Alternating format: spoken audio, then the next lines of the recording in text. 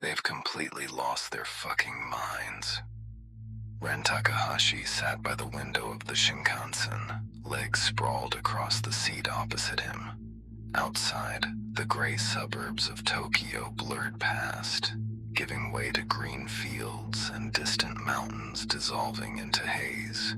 He was 17, silver streaks in his black hair that he had dyed himself in the bathroom while his mother was at work, a small crossed-out cross tattoo on his wrist, earbuds around his neck, though the music had died long ago.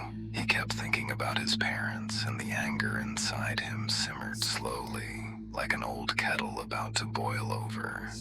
You're going to your grandfather in Kurosaki. Maybe there they'll finally make a real man out of you. His father had said it in a flat, tired voice, as if he were talking about repairing an old bicycle. His mother had just stood there, staring at the floor, silent. No shouting, no tears, no attempt to understand. They simply bought a one-way ticket and shoved it into his hands like he was garbage that needed to be taken far away from their clean, proper Tokyo life.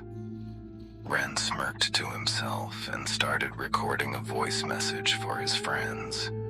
Yo guys, they're sending me to some shithole on the coast, right past Aokigahara. Fuck. If they find me hanging from a tree, tell everyone I at least did it with style. Not like those whiny bitches who go into the forest because of exams or because some girl didn't text back. The legends say if you hear a woman crying among the trees, you should run as fast as you can. Me? I'd probably walk up and ask, "Hey sis, does Wi-Fi work out here? Got a spare cigarette?" He laughed out loud. The old woman across the aisle looked at him with clear disapproval, but Ren didn't care. The signal began to disappear several stations before Kurosaki. By the time the train arrived, his phone showed only interference. His grandfather was already waiting at the small weathered station. A short, sturdy man with a face covered in deep wrinkles, like old wood that had been battered by storms for decades. He silently looked the boy over. Silver hair, ripped jeans, black hoodie with the hood up, defiant stare. He evaluated him for a long time. Very long, without a single word. Ren even felt a little uneasy under that heavy, calm gaze. Grandfather simply nodded and led him to an old pickup truck. The house right by the sea was cramped and smelled of salt, dried fish, and old wood. Ren barely slept that night. Outside the window, the sea kept roaring, as if it were whispering to him personally. In the morning, Grandfather put 2 bowls of rice and miso soup on the table. "Today we'll just fish," he said calmly. "We'll see what you're made of." They went down to the pier. There stood a small covered motorboat, old but sturdy, with peeling blue paint on the cabin. Grandfather started the engine, and they slowly left the bay into the open sea. At first, it was almost beautiful. The sun shone brightly, a light breeze blew, seagulls cried. Ren sat on the stern, smoking and continuing his usual act. "Cool, Gramps. Real old-school fisherman from the movies. Tell me at least one decent legend. Sea monsters, ghost ships, hot Uri mermaids, or is everything here just the usual, don't go into the forest stuff?" Grandfather stood at the wheel and remained silent. Sometimes he cast short glances at his grandson, but said nothing. And then the fog came. It didn't come gradually. It crashed down suddenly, as if someone had thrown a heavy wet sheet over the entire world. In 10 seconds, the sun disappeared. The world turned white, thick, and sticky. The air became heavy, damp, and sickly sweet. The smell of old flowers mixed with the scent of dried blood. The engine kept running, but its sound grew muffled, as if wrapped in cotton. The water around the boat became mirror black and completely motionless. Grandfather sharply cut the throttle. His face went pale. "This shouldn't be happening," he whispered hoarsely. His hands trembled noticeably on the wheel. "There wasn't supposed to be fog today. I checked the forecast. The wind, the tide. None of this should be here." Ren, still with the cigarette in his teeth, smirked. "Relax, old man. It's just regular fog. Japan is full of it every day. Are you seriously scared?" Grandfather turned sharply toward him. For the first time, genuine, undisguised fear appeared in his eyes. "Look ahead, boy." Ren lazily turned his head. Straight ahead, where there had been only empty water moments before, a black island slowly and heavily rose from the fog. Sharp rocks as if scorched by fire, twisted dead trees, and a faint cold bluish glow between them. "Kurojima." Grandfather exhaled, and for a second completely lost control. He spun the wheel sharply to the left and slammed the engine into full reverse. The motor howled desperately, but the boat barely moved. An invisible current stubbornly pulled them straight toward the island. Ren laughed, though a nervous note had already crept into his voice. "Gramps, are you serious? It's just a rock in the fog. Are you panicking right now? We just came out to fish, remember?"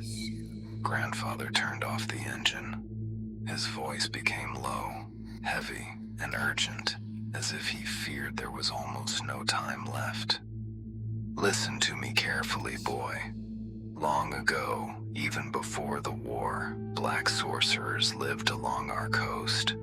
They were not ordinary people. They did not pray to Amaterasu and did not honor the kami. They worked with a darkness that even the oldest Shinto priests feared to name aloud. They summoned the dead from the ocean depths, changed currents so the fish would abandon honest fishermen, and stole luck from entire villages. Children were born sick, boats sank for no reason. Women lost their minds. People whispered that the sorcerers fed on fear and the souls of the drowned." Grandfather paused, staring into the fog. Then a great Shinto monk named Hiroshi came to the temple. He gathered monks from the entire prefecture. For many days they performed purifying rituals by the sea, read ancient sutras, beat drums, and lit sacred fires. They asked Amaterasu, the sun goddess, to look upon the earth and burn away the filth. They say that on the night of the ritual, the sky turned red, although there was no moon. Amaterasu heard them. She sent her divine wrath. The old man lowered his voice almost to a whisper. Fire came from the sky.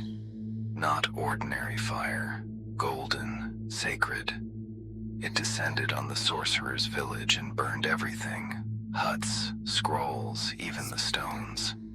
The sorcerers screamed, but their cries could not drown out the sacred wind. The survivors, the few who were not burned alive, were tied up and forcibly taken to this island. The people told them, "Here you will perish forever. Let the sea become your prison, and darkness your eternal companion." Grandfather swallowed. They did not die. They simply remained. Since then, the black sorcerers do not truly die. They became part of the island. They lure fishermen, especially the young, the defiant, those who do not believe in old stories. They lure with voice, with face, with promises. First they take your voice, then your face, and then your soul, and the body. The sea sometimes returns the body, but never the same. Ren rolled his eyes, even though his heart was already beating faster. Fuck. Classic village horror story. Next you'll say if I spit overboard, they'll drag me under right away." He walked to the side and looked down. The water was motionless, like black glass. Just beneath the surface, a few meters from the boat, faces drifted slowly. Dozens of them. Men in old fishermen's jackets, women with long hair, children. Some wore modern clothes, backpacks, even school uniforms. Their eyes were open. Their mouths moved slowly, as if trying to say something. One of the faces was his own. A boy with silver streaks in black hair, the same tattoo, the same earbuds in his ears. The corpse looked Ren straight in the eyes and smiled, slowly, almost friendly. Ren jerked back and slammed into the cabin. His phone suddenly came to life in his pocket. The battery had been completely dead since yesterday, but the screen lit up brightly. A new voice message from himself, recorded on the Shinkansen. In the recording he was crying. His voice trembled and broke. "Don't go out to sea tomorrow. Please, whatever you do, don't get on that boat with grandfather." From the Black Island came a soft, gentle woman's voice that sounded as if it were speaking directly inside his head. "Ren, you have finally arrived. We have waited for you so long, since the train." The boat began to move forward slowly but inexorably, straight toward the black rocks. Hundreds of white paper lanterns floated between them in the fog, although there was no wind at all. Grandfather stood at the wheel, calm once more, only very old and very tired.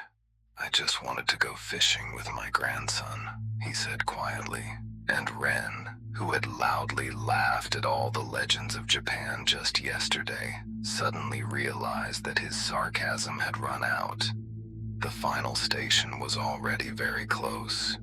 The boat began to move forward slowly but inexorably, straight toward the black rocks. Hundreds of white paper lanterns floated between them in the fog, even though there was no wind at all. Grandfather stood at the wheel, calm once more, only very old and very tired. "I just wanted to go fishing with my grandson," he said quietly. Ren felt something inside him shatter. The sarcasm that had always been his shield suddenly vanished. All that remained was a sticky, animal fear. "Gramps!" he shouted and lunged for the wheel. "We'll do this together. I'll help." He grabbed the throttle and yanked it toward himself, trying to throw the engine into full reverse. The motor screamed under the strain. The hull shuddered, but the current was stronger. The boat continued its slow, steady drift toward the island. "It's not working!" Ren looked around in panic. "Oars! Do you have oars? I'll row. You steer." Grandfather weakly shook his head, but Ren wasn't listening anymore. He dashed into the cabin, pulled out 2 old wooden oars, and shoved one into his grandfather's hands. "Row. Together. We'll turn around. I won't let them take you. Do you hear me?" They began to row, desperately, out of sync, gasping and groaning. Sweat poured into Ren's eyes. Blisters quickly formed on his hands, but he didn't stop. The boat slowed down for a couple of seconds. Then the current grew stronger again. And then they saw it. At the top of the Black Island, among the twisted dead trees, lights began to ignite one after another. Dark, reddish purple. They flared up in the windows and on the roofs of several tall, crooked pagodas that hadn't been visible before. The pagodas looked as if they were built from charred wood and black stone. Their roofs curved unnaturally, as if writhing in agony. The lights burned unevenly, pulsing like living hearts. "They're awake," Grandfather whispered. "They've woken up." Ren kept rowing, even though his hands were burning. "No! We'll get out of here! We'll turn around! I don't believe in this bullshit!" he shouted, but his voice treacherously trembled. One of the lanterns floated right up to the side of the boat. Inside it, instead of a candle, was a woman's face, pale, with empty eye sockets. It smiled at Ren. From the island came not one voice, but many. Whispers, laughter, quiet chanting in ancient Japanese that Ren couldn't understand, but he felt the meaning on his skin. "Stay. Become one of us. Here you will finally be free." The boat was moving faster now. The rocks were already only 30 meters away. Ren could see motionless silhouettes standing between the black stones, figures in old dark robes, long hair covering their faces. Ren dropped his oar, grabbed his grandfather by the shoulders, and shook him hard. "Gramps, hold on, we'll make it. I'll listen to you. Do you hear me? I'll stay here. I'll fish. I'll do whatever you say. Just don't give up on me." Grandfather looked at him with tired but unexpectedly clear eyes. In them was a strange mixture of pride and deep sadness. "You've already started learning, boy," he whispered. At that moment, the boat lurched violently. Something heavy slammed into the hull from below. The lights on the black pagodas flared brighter, almost blinding. Ren understood that they were already too late. But in the very last moment, before the fog completely swallowed them, he saw something else. Far on the horizon, beyond the island, through a tear in the mist, a faint golden light flickered, like a ray of real sunlight, or the reflection of something ancient and powerful. Ren didn't know whether it was their last hope, or simply the island's final cruel mockery. The boat disappeared into the fog, and somewhere in the village of Kurosaki the next morning, Grandfather's old pickup truck still stood by the pier. Empty. No one ever saw the old man or his silver-haired grandson again. For now.